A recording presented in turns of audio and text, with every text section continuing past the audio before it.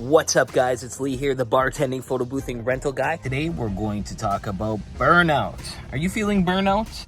I have felt burnout, and I have decided that burnout isn't real. Burnout is just an excuse. If you're burning out, all you have to do is figure out the reason why you're burning out, fix those reasons, and then burnout gone. Unless you've lost your passion, of course, and then there's no saving you.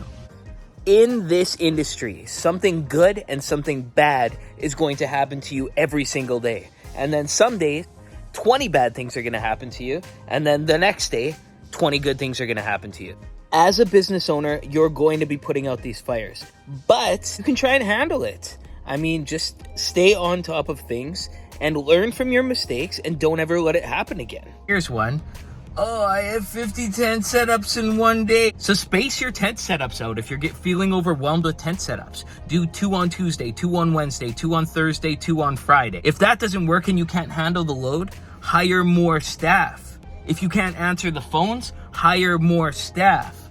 If you can't afford to hire more staff, charge more. Charge enough for the gig so that you know that you can pay for extra staff to go on it. You'll book your stuff out. It's just you might not book it out right away. If you're getting all of the gigs, then you're charging too low of a price. It's simple. You're not going to get all the gigs unless you're just winning all the bids. And then how are you going to pay for the labor when you have so many jobs? The lowest price doesn't necessarily always win. Yeah, it's a great way to get in when you're first starting out and you have just a little bit of inventory and you need to get those bookings.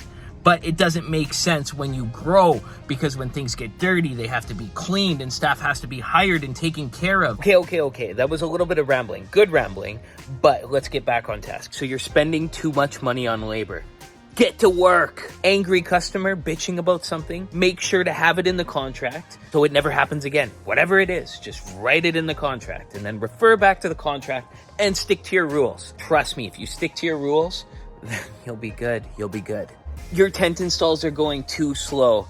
Figure out fixes. My tent install lights were going very slow, so I got everyone on stilts. And all of a sudden, light installs and wall installs are very quick because of stilts. Thank you, stilts. And thank you, Brain, for thinking of stilts and solving that problem. Fire put out. Not getting enough gigs? Well, lower your prices. Sick of people breaking stuff? Start charging an extra 10% on top. Rental protection plan. Worried about tent getting wrecked?